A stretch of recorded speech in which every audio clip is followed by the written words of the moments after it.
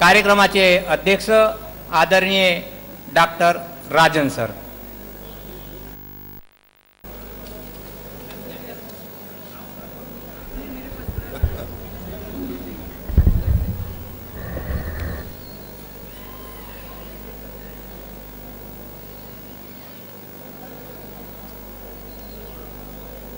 कार्यक्रम के इंटरवल के बाद में अध्यक्ष का भाषण शुरुआत हो रहा है।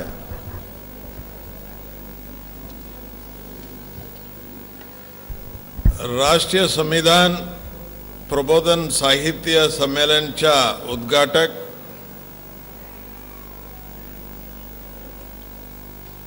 आताच निघून गेलं ॲडव्होकेट सुरेश माने साहेब,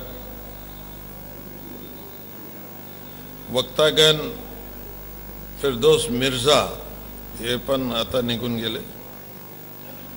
ॲडव्होकेट माहेश्वरी साहेब डायसमध्ये बसलेले आहे। ॲडव्होकेट सुखविंदर सिंग, प्रोफेसर चिमुकर, बहुजन प्रबोध मंचच्या अध्यक्ष प्राध्यापक श्री अनिल कानेकर जी, बहुजन प्रबोधन लाखांदूरच्या सर्व पदाधिकारी व इतर मान्यवर आणि लाखांदूरच्या माझ्या बंधू भगिनींनो, तुम्हा सर्वांना 66व्या प्रजासत्ताक दिनाची हार्दिक शुभेच्छा। प्रजासत्ताक दिन हा आपला राष्ट्रीय सण आहे आणि आपली एक ये माध्यम है अपने विचारों को बताने के लिए।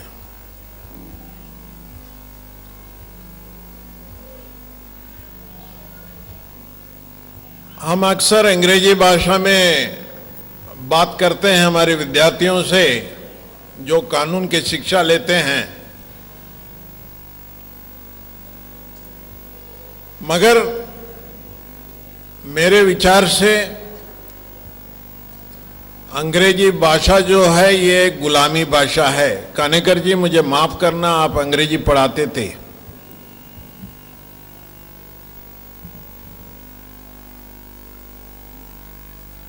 अंग्रेज लोगों ने हमारे पर काफी दिनों से शासन किया और जब हमारे भारत देश आजाद हुआ तो उन्होंने अपना वारिस अंग्रेजी भाषा को छोड़ गए।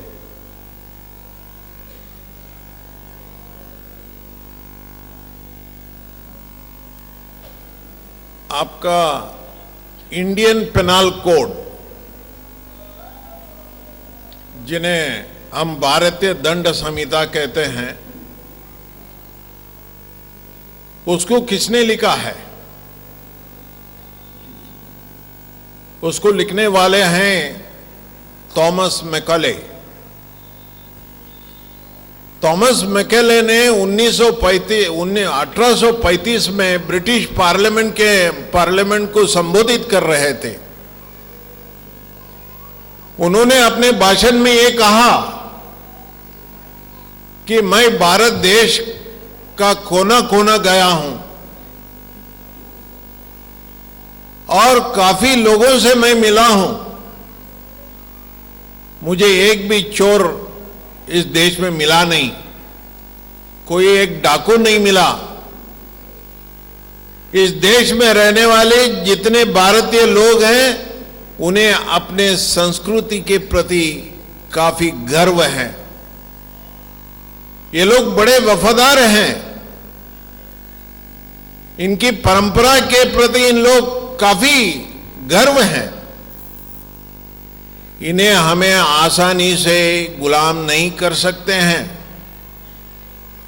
इन्हें अगर हमेशा हमेशा के लिए गुलाम करना है तो हमें इनको अपना शिक्षा की प्रणाली सिखाना पड़ेगा, मतलब इन्हें अंग्रेजी सिखाना पड़ेगा। अगर हम भारतीय लोगों को अंग्रेजी सिखा देंगे और अंग्रेजी में सबको जो कामकाज करेंगे तो हमेशा हमेशा के लिए हमारा वो गुलाम रहेंगे। तो साथियों, मेरा ये कहना है, अभी आप विद्यार्थी लोग बैठे हुए हैं,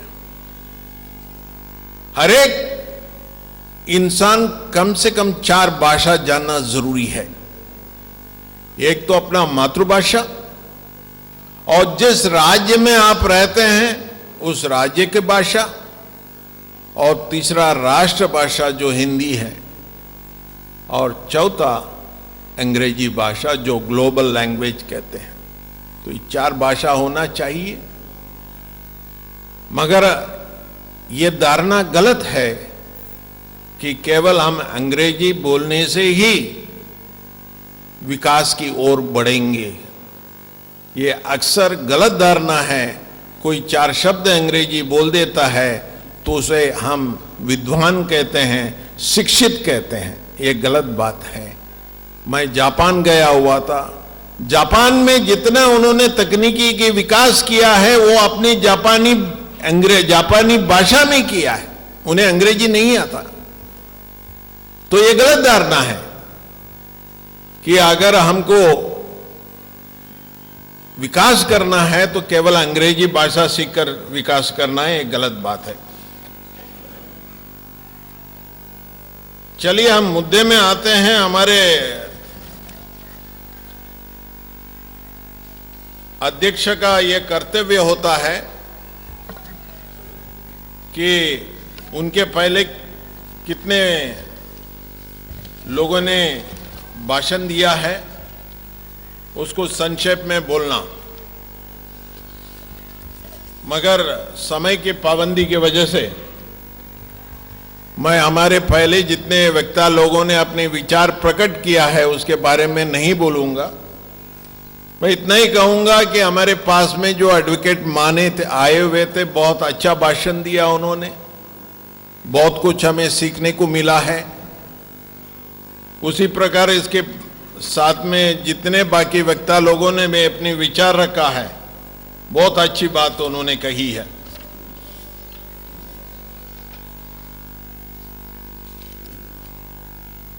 अध्यक्ष के रूप में अध्यक्ष को यह निर्णय करना चाहिए कि वक्ता कितने समय बोलेंगे ऑडियंस के सामने। फिर जब अध्यक्ष भाषण करता है, अध्यक्ष कितना समय बोलना चाहिए ये कौन निर्णय करेगा? तो ये हमारे कानेकर जी निर्णय करेंगे। तो मैं चाहता हूं कि आप कितने देर हमारे जनता को फंसा कर रखने चाहते हैं? आपको सुनना चाहती है। हाँ, फिर सुनिए, 12 बज जाएंगे।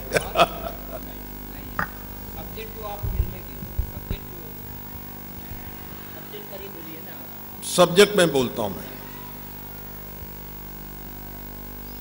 आज का जो मुद्दा है वो सोशल वैल्यूज, संविधान के सामाजिक मूल्य के बारे में है। 1900 शताब्दी के प्रारंभ में हमारे नेताओं ने, गांधी जी हो गए, नेहरू जी हो गए, रानडे जी हो गए, हमारे डॉक्टर अंबेडकर साहब हो गए, जयप्रकाश नारायण हो गए, भावे हो गए, अनेक विद्वानों ने और सभी समाज सुधारकों ने भारत में एक नया समाज निर्माण करने का संकल्प लिया। एक नया समाज बनाने का उन्होंने हमेशा महत्व दिया, पर उनमें से अधिकांश लोगों ने भारत के लिए राजनैतिक स्वतंत्रता को प्राथमिकता दिया। एक कटु लंबे संघर्ष के बाद हमारे देश को आजादी मिला। आजादी के पश्चात संविधान में अनेक महत्वपूर्ण संशोधन किए गए। ताकि हमारी राजनैतिक तथा विधिक व्यवस्थाओं में कुछ मौलिक परिवर्तन लाए जाएं। किंतु स्थितियां ऐसी सुधरी नहीं। यहां तक जब जयप्रकाश नारायण ने के नेतृत्व में 1977 में एक बड़ा संघर्ष चला, जिस संघर्ष में कुछ नेताओं ने भाग लिया, मगर कुछ नेताओं के अपने लोभीपन के वजह से वो संघर्ष विफल हो गया। वो किसी पुनर्निर्माण, समाज पुनर्निर्माण की बजाय सभी लोग अपने प्रधानमंत्री के पद के पीछे अधिक दौड़ने लगे। प्रधानमंत्री के कुर्सी के पीछे दौड़ने लगे और पूरे समस्त सत्ता, चाहे वो सरकारी हो अथवा संगठनात्मक हो, एक ही आदमी प्रधानमंत्री के हाथों में सभी सत्ता केंद्रित हो गई। वही एकमात्र सत्ता है जो प्रशासन और संगठन के सभी स्तरों पर निर्णय लेती है, यानी प्रधानमंत्री के सब कुछ करने का मुख्य केंद्र बन गया। इसके कारण देश में क्या हुआ? चापलूसों की संख्या बढ़ गई। एक ऐसा वर्ग स्थापित हो गया जिसकी सामाजिक पुनर्रचना, आर्थिक न्याय अथवा आम लोगों को कल्याणकारी काम में कोई रुचि नहीं रहा। ऐसे लोग राजनीतिक संरक्षण के अंतर्गत धन संपत्ति में बटोरने, भ्रष्टाचार और अनैतिक कार्यों में व्यस्त रहते थे। उन्होंने ईमानदारी की और उत्तरदायित्व की भावनाओं को समाज के प्रति काम नहीं किया। ऐसे व्यक्ति संविधान में कुछ संशोधन करने के पश्चात भी नए मौलिक परिवर्तन किस प्रकार से ला सकते थे? सत्ता में बैठे राजनेता तथा अन्य राजनीतिक उस नौकरशाही और अनुशासित करने में वो पूरी तरह से विफल रहे, जो व्यापक भ्रष्टाचार में लिप्त थे। और जिसने राज्य का काम को भलीभांति नहीं संभाला, ऐसे स्थिति के लिए हमारे भ्रष्ट एवं बेईमान राजनीतिक और स्वार्थी व्यापारी भी उत्तरदायी है। संविधान के मुख्य निर्माता डॉक्टर बाबा साहब अंबेडकर ने बहुत पहले ही इस शब्दों में कहा था कि कितना भी संविधान अच्छा क्यों न हो, वह निश्चय ही खराब सिद्ध होगा यदि वे लोग जो उसका कार्य संचालन करते हैं वो खराब हो। एक संविधान कितना भी खराब क्यों न हो, वह अच्छा सिद्ध हो सकता है यदि जो लोग उसका कार्य संचालन करते हैं वो अच्छा लोगों का समूह हो। किसी संविधान के काम पूर्ण रूप से संविधान के स्वरूप पर निर्भर नहीं होता है। संविधान तो केवल राज्य को अंग प्रदान कर सकता है, जैसे विधायिका है, नगर पालिका है और न्यायपालिका है। राज्य में इन अंगों को कामकाज जिन साधनों पर आश्रित है वह जनता है और वे राजनीतिक दल है जिन्हें वे अपने ऐसे उपकरणों के रूप से स्थापित करेगी। कौन कह सकता है कि भारत के लोग और उनके दल किस प्रकार से काम करेंगे? क्या वे अपने उद्देश्यों के प्राप्ति के लिए संवैधानिक पद्धतियों को अनुसरण करेंगे, अथवा क्या वे क्रांतिकारी पद्धतियों के उन्हें प्राप्त करने के लिए प्रयोग करेंगे? यदि वे क्रांतिकारी पद्धतियों को प्रयोग करते हैं, संविधान कितना भी अच्छा क्यों न हो, वह कहने में किसी मसीहा की जरूरत नहीं है कि वो असफल हो जाएगा। इसलिए संविधान को लेकर किसी प्रकार का निर्णय देना, यह संदर्भ जाने बिना कि लोग उनके राजनीतिक दल संभवतः किस प्रकार की भूमिका निभाएगी, निरर्थक होगा। वर्तमान भारत में स्थिति कैसी है? वो राजनीति नहीं है जिसकी आकांक्षा डॉक्टर अंबेडकर जैसे मनीषी ने की थी।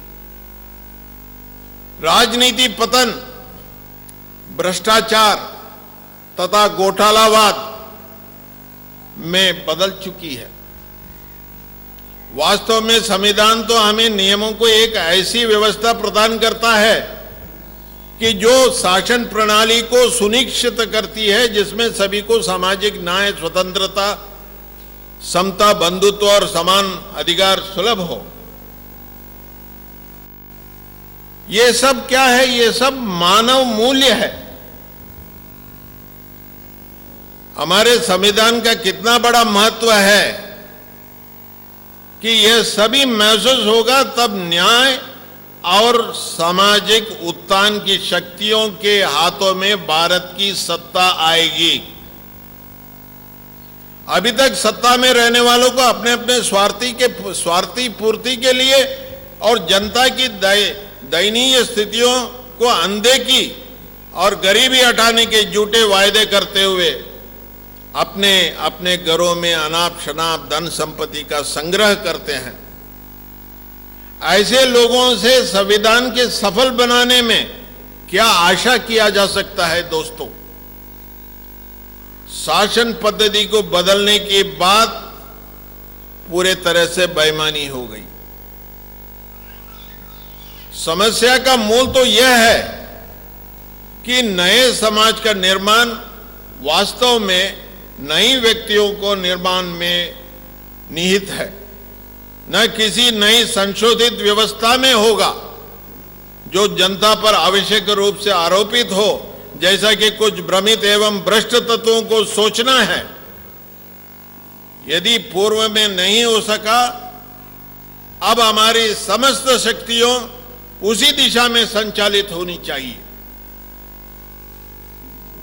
यह वही दिशा है दोस्तों, जिसकी ओर डॉक्टर अंबेडकर ने हमें बढ़ने के लिए आह्वान किया है। संविधान के स्थापना के पश्चात उनका, बाबा साहब का मुख्य उद्देश्य में वैचारिक एवं नैतिक प्रभावी बनाना चाहिए था, किंतु स्वतंत्र व्यक्तियों ने क्या किया कि नया समाज की स्थापना के पूर्व ही बाबा साहब 1956 में उनका देहवास हो गया था। डॉक्टर अंबेडकर की मृत्यु उपरांत कोई ऐसा प्रमुख तथा विश्वसनीय महान व्यक्ति इस राजनीतिक पटल में नहीं आया जो सामाजिक क्रांति के अभियान को समृद्ध बनाता। उनके अनुयायियों ने, विशेषकर सभी वर्गों के राजनीतिज्ञों ने उनको धोखा दिया है, इस अर्थ में कि सत्ता तथा धन संपत्ति की दौड़ में अधिक व्यस्त हो गए। उन्होंने सामाजिक क्रांति और आर्थिक न्याय के मूल अभियान को उपेक्षित कर दिया है। उन चीजों को पीछे दौड़ने का जिनमें चरित्रवान व्यक्ति पैदा नहीं हो सकता है, बल्कि भ्रष्ट और दुष्ट व्यक्तियों से ऐसा सेना खड़ी हो जाती है।